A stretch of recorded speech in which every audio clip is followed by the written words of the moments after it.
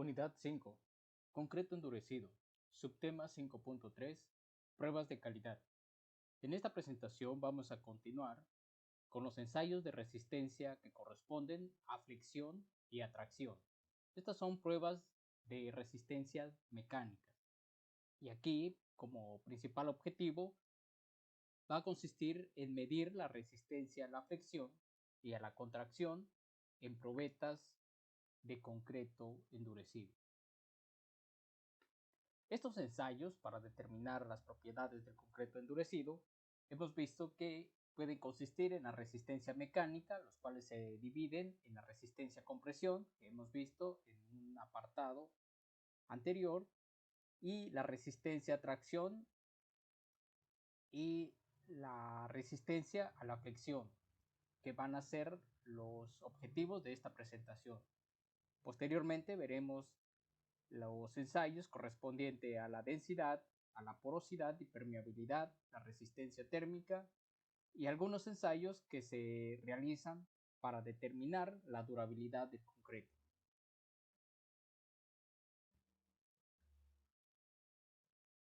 Otra de las características mecánicas del concreto endurecido y es de gran importancia es su resistencia a la flexión, especialmente en estructuras de concreto simple, tales como estructuras de pavimento, en donde adicionalmente aparecen esfuerzos de tracción ocasionados por flexión en las placas durante pasan los vehículos. El concreto se sabe que tiene muy baja resistencia a la tracción y esto genera fisuraciones en la superficie del concreto, en zonas en donde están expuestos a esfuerzos por flexión o tracción. Por lo tanto, esta propiedad no se tiene en cuenta en el proceso de diseño de estructuras convencionales. Sin embargo, es de importancia en el caso de la resistencia a la tracción debido al agrietamiento que se presenta en el concreto. Y es en esta parte de agrietamiento del concreto donde se van a generar problemas de durabilidad, que esto va a desencadenar un problema mayúscula hacia su deterioro.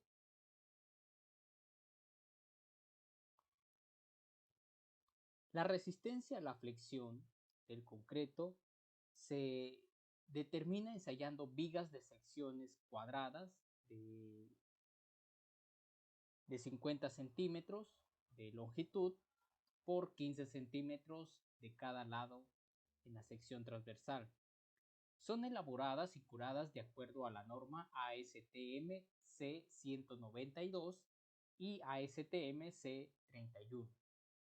En el esquema que se muestra, generalmente se ensayan vigas prismáticas con estas dimensiones de 50 de longitud por 15 por 15 de la sección transversal. Esto sería para un tamaño máximo de agregado de hasta 50 milímetros. Sin embargo, si se tiene un concreto con tamaño máximo de agregado mayor al 50 milímetros, por lo tanto, se va a estimar que la sección transversal va a tener una dimensión de 3 veces la altura de la viga más 5 centímetros.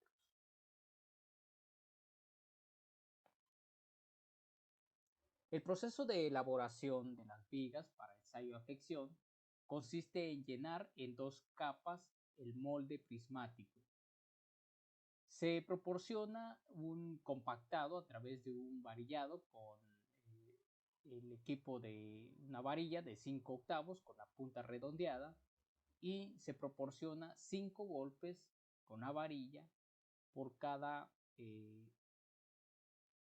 1400 metros cuadrados, lo que sería por cada 1.5 aproximadamente centímetros cuadrados. Las probetas, después de haberse elaborado, se deben de proteger de movimientos bruscos o un vibrado excesivo, ya que esto puede generar en procesos de segregación y que van a afectar durante el proceso del ensayo de flexión. También se pueden obtener, se puede realizar el ensayo a flexión en probetas prismáticas cortadas de estructuras que han sido elaboradas posteriormente. En este caso, de algún pavimento podemos extraer las probetas a través de una cortadora mecánica. Las probetas prismáticas de sección cuadrada de A por A y una longitud L de 4 veces A o bien de 5 veces A, siendo L la luz entre los apoyos. Las dimensiones a emplear va a depender de acuerdo al tamaño máximo del árido. En este caso se tiene que, si se cuenta con un tamaño máximo del árido de 25 milímetros, por lo tanto la probeta que se va a extraer va a ser de una sección de 10 por 10 y una longitud de 50 centímetros. Si el tamaño del árido es de, hasta 38 milímetros, por lo tanto la viga prismática que se va a cortar corresponde a una sección de 15 por 15 centímetros y una longitud de 75 centímetros. Para áridos de 50 milímetros, la sección transversal debe de ser de 20 por 20 por 100 centímetros de longitud. Una vez extraídas las muestras, se deben, o después de haber aserradas, cortadas las muestras, se deben de mantener en agua por 40 horas previo al ensayo. Existen dos formas de realizar o de obtener la resistencia a flexión en vigas. El procedimiento que consiste de aplicar dos cargas a un tercio de la longitud L o del claro, y esta está determinada o descrita este procedimiento de acuerdo a las normas ASTM C78 y la NMX C191. También existe una prueba alternativa para determinar la resistencia a flexión, que consiste en aplicar una sola carga a la mitad de la longitud de la viga que se ha tenido como probeta. El procedimiento se describe en la norma ASTM C293 y NMX C303. El ensayo descrito en la norma ASTM C78 consiste en apoyar las vigas de 2.5 centímetros como mínimo de sus extremos, dejando una luz de 45 centímetros, y cargarlas en dos puntos situados a un tercio de la luz. El esfuerzo máximo de flexión se denomina módulo de ruptura y se calcula de acuerdo a la fórmula que nos muestra aquí en la pantalla. Existen dos formas para calcular el módulo de ruptura, y esto va a depender de la presencia de fisuras o grietas que se formen en los tercios de la sección que se ha dividido. En este caso, bueno, podemos emplear el módulo de ruptura cuando ocurre la falla o se tiene una presencia de grieta dentro del tercio que se encuentra en medio de la luz de la viga. Digamos, en esta zona, que sería donde se presente la falla, que sería una generación de fisuras en esta parte, en la parte inferior, y sería en forma de diagonal aproximadamente a unos 45 grados. Ahí es donde se presentarían las fisuras.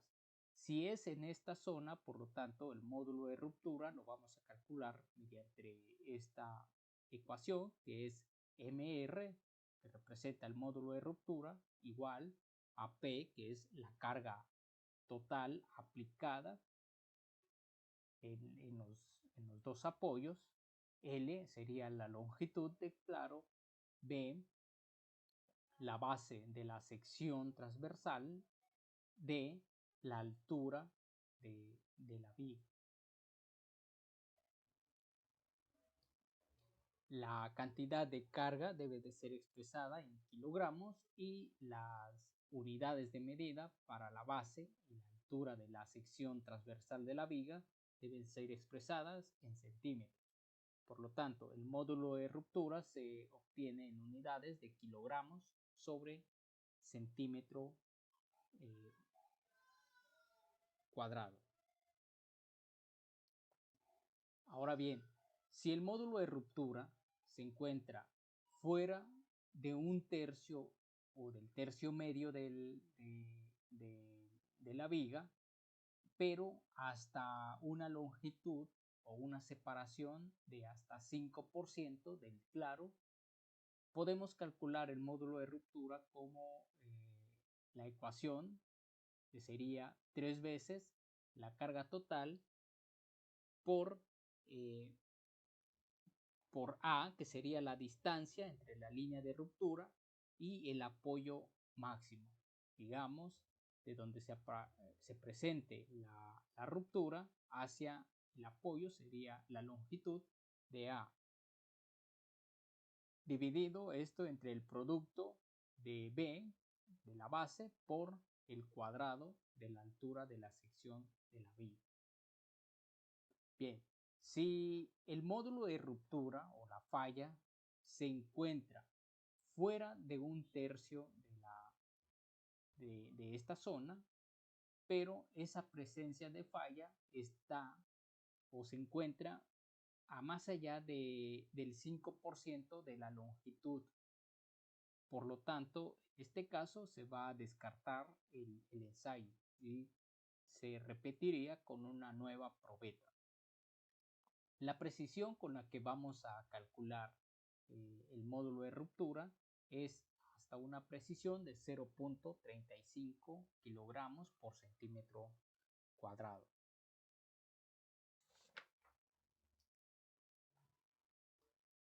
Bien, es de notar que el valor obtenido por medio de estas dos fórmulas no coincide o no va a coincidir con la resistencia real a la tracción del concreto, principalmente porque al aplicar la carga se supone un comportamiento elástico que va a tener o va a presentar el concreto.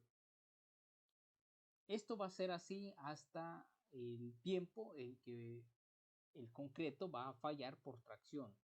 Sin embargo, esto no va a ser del todo cierto.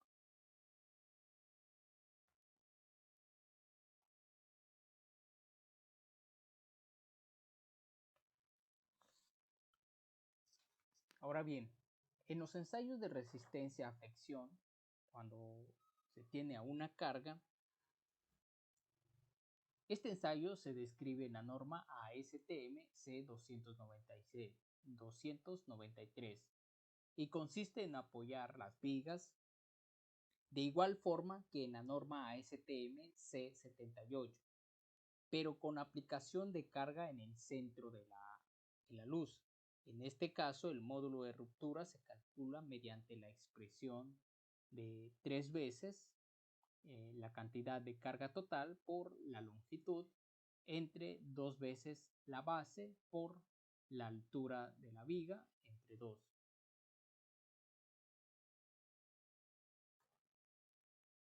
Y de nueva cuenta, en este caso, pues el módulo de ruptura obtenida por esta fórmula, al igual que las fórmulas anteriores, no va a coincidir con la resistencia real a la tracción del concreto.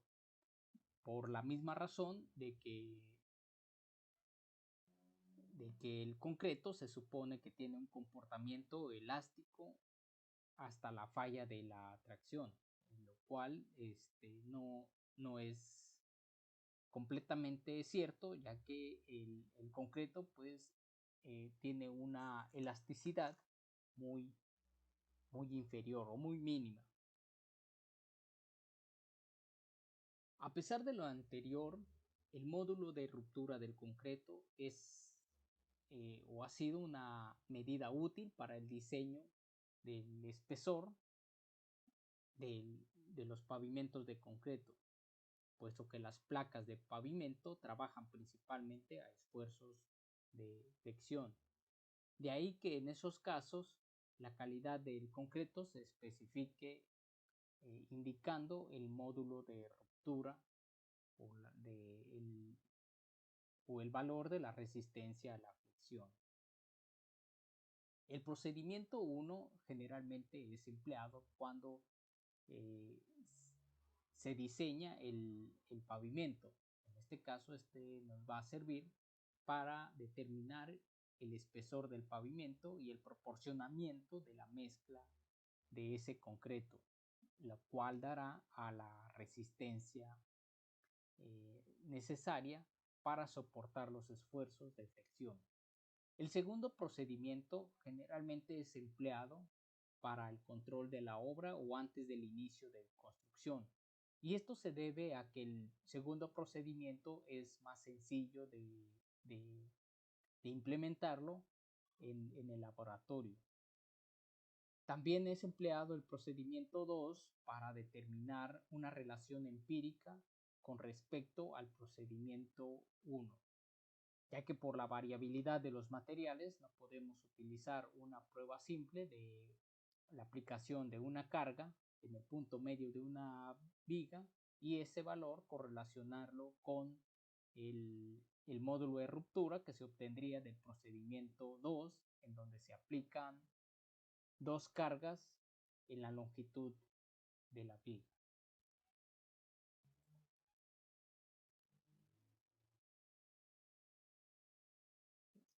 El proceso de ensayo a fricción de ASTM C78, donde se aplican dos cargas, las probetas se rompen a flexión mediante la aplicación de dos cargas iguales y simétricas colocadas a un tercio, como ya hemos visto. La aplicación se hace a través de dos rodillos de acero de un diámetro de 20 milímetros.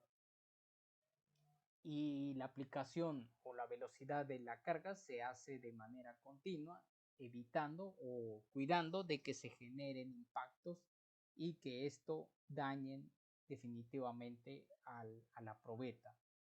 Esto debe de hacerse con un debido cuidado, ya que el concreto es muy frágil y prácticamente no va a resistir a esfuerzos de fricción de algún impacto fuerte. El módulo de ruptura obtenida en el ensayo, bueno, es el esfuerzo que va a sufrir. En este caso sería la fibra que estaría más alejada del eje neutro. Generalmente el eje neutro para un elemento de concreto simple, el eje neutro coincide con el eje de simetría de, de la sección o del elemento. En este caso, en la viga, el eje de simetría sería el que corresponde en el punto medio de la sección transversal y correría de manera longitudinal en todo la viga. Ahora bien, el esfuerzo sería como la última capa que tendría desde el centro o el eje central de la sección hacia la fibra o la parte inferior más alejada. Dentro de esas consideraciones que se, que se toman para determinar el módulo de ruptura es que el esfuerzo nominal se calcula bajo la suposición de que el concreto es un material elástico. Esto quiere decir que al aplicar o en la presencia de una carga se va a deformar y al retirar la carga va a restituirse a su estado inicial. El esfuerzo de flexión tiende a ser mayor que la resistencia del concreto en tracción axial. y se requieren además pruebas de flexión cuando el concreto no lleva acero de refuerzo y estará sujeto a cargas de flexión. De tal manera que en los pavimentos generalmente no se le coloca acero de refuerzo. Hay algunos pavimentos que llevan acero, pero el acero que se le coloca es más para temperatura o control de temperatura y evitar que se fisure el concreto por contracción del concreto. Ahora bien, en el ensayo de resistencia a la tracción, este es un proceso que es difícil de medir en laboratorio por medio de ensayos directos o el considerado resistencia a la tracción directa, debido a las dificultades que se tiene para montar la muestra en el equipo y las incertidumbres que se presentan sobre los esfuerzos secundarios inducidos en los elementos que sujetan la muestra, en este caso en las placas que estarían colocados en los extremos de este cilindro, generarían un esfuerzo o un debilitamiento en esta zona que no va a corresponder con la resistencia a la tracción. De tal manera que implementar este tipo de pruebas en laboratorio es algo complicado. Para evitar este problema, Carneiro y Barcelos desarrollaron en Brasil un método que se le llama indirecto, llamado también tensión indirecta, o bien es comúnmente conocido como ensayo brasileño, en honor a estos dos investigadores. Aunque también de manera independiente se ha implementado o se ha desarrollado esta técnica de la resistencia a la tracción indirecta en Japón. En este método, la resistencia a la tracción es determinada cuando se aplica se aplica una carga en forma compresión en el cilindro convencional de 15 centímetros de diámetro por 30 centímetros de largo. Sería la aplicación de la carga en dos líneas diametrales y que estén debidamente opuestas, como podemos ver en los esquemas. Tenemos el cilindro que es aplicada una carga a través de unos dispositivos. Esto sería la prueba de manera real, en la forma de cómo aplicaríamos la carga. El procedimiento de este ensayo se describe en la norma ASTM C496 o en la NMX C162, que consisten son las pruebas para las normas para la prueba de resistencia a la tensión o a la tracción por compresión diametral. Para calcular esta resistencia a la tracción, podemos emplear la siguiente fórmula, en donde T sería la resistencia a la tracción, que es igual a 2 veces la carga, el valor de la carga total, entre pi por la longitud por d, que es el diámetro del cilindro. Las longitudes del cilindro y el diámetro se expresan en unidades de centímetros y la carga se expresa generalmente en unidades de kilogramos. Las unidades de medida para la resistencia a la tracción serían kilogramos por centímetro cuadrado. La resistencia a la tracción es aproximadamente o corresponde aproximadamente un 15% más alta que la determinada mediante el ensayo a la tracción directa.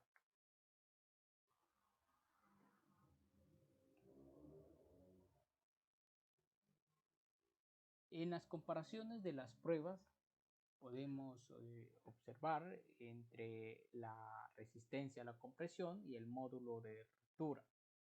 En este caso, la variación de los ensayos de la resistencia a la compresión son mucho menores que los valores obtenidos de las pruebas de la resistencia a la flexión. Se puede usar la resistencia a la compresión para determinar la resistencia a la flexión. Sin embargo, para encontrar esta relación se tienen que llevar a cabo eh, varias pruebas en laboratorio para poder determinar esa relación entre la resistencia a la flexión y a la compresión. Sin embargo, se cuentan con unas relaciones empíricas que han sido obtenidas o propuestas por diversos investigadores. En este caso, la comparación de las pruebas de resistencia a la compresión versus módulo de ruptura se tiene que es un hecho que a medida que aumenta la resistencia a la compresión del concreto, pues también irá incrementando la resistencia a la flexión. Al menos esto es en teoría lo que se cree. Sin embargo, la correlación que existe entre la resistencia a la compresión del concreto y su módulo de ruptura no va a ser lineal. Esto se debe principalmente a la variabilidad que pueden tener los materiales con los que se fabrica el concreto, así como el procedimiento de mezclado, su proporcionamiento y la colocación del concreto. Por lo tanto, la correlación que va a existir entre la resistencia a la compresión y el módulo de ruptura es más bien del tipo parabólico, como se muestra ahí en la figura. Eh, a medida que aumenta la resistencia a la compresión, que es mostrada en el eje de las abscisas, la resistencia a la flexión también aumenta, pero en un menor grado. No es una relación lineal o directamente proporcional. Esto tiene una forma parabólica. A medida que incrementamos la resistencia a la compresión del concreto, el módulo de ruptura no incrementará en el mismo orden.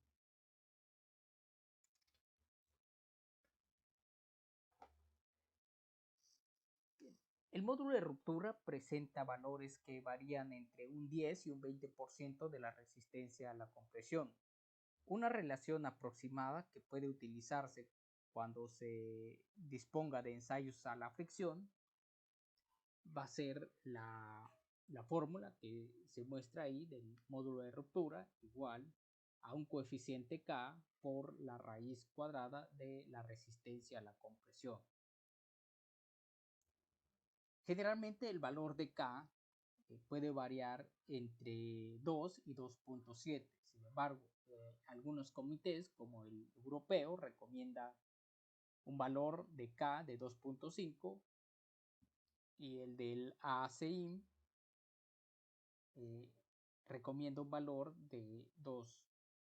En la práctica, lo que generalmente se recomienda es establecer bajo cierta precisión o de acuerdo a los ensayos de laboratorio, se debe de determinar una correlación que exista entre el módulo de ruptura y la resistencia a la compresión. Para ello se deben de llevar a cabo ensayos previos tanto en cilindros como en vigas de una mezcla de concreto similar.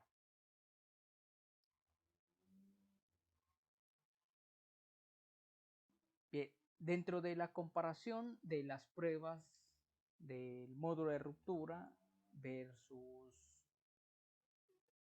resistencia a la tracción indirecta, va a existir una excelente correlación, como se muestra en la figura, en este caso, en el eje de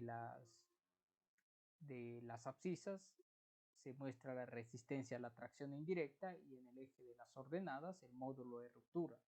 Y vemos una línea recta que corresponde a la correlación entre el módulo de ruptura y la resistencia a la tracción indirecta. Esta correlación es independiente de la edad y del tipo de agregado empleado. Por lo tanto, podemos considerarla como válida para cualquier tipo de mezcla. Para emplearla en el concreto, en un control rutinario de la fabricación del concreto para pavimentos, bastaría entonces conocer o confirmar, mejor dicho, la correlación con, con, algunos, con algunos puntos. O sea, se realizarían varias pruebas en laboratorio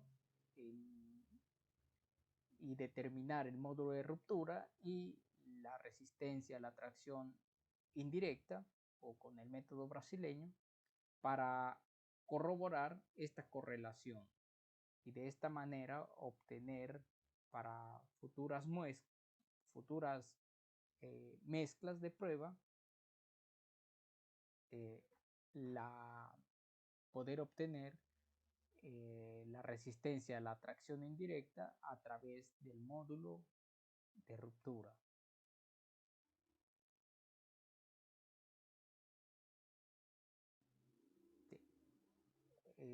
Esto sería la última parte del ensayo de resistencia a la fricción y a la compresión, y en una tercera parte estaríamos hablando de la densidad del concreto, así como de las pruebas de durabilidad.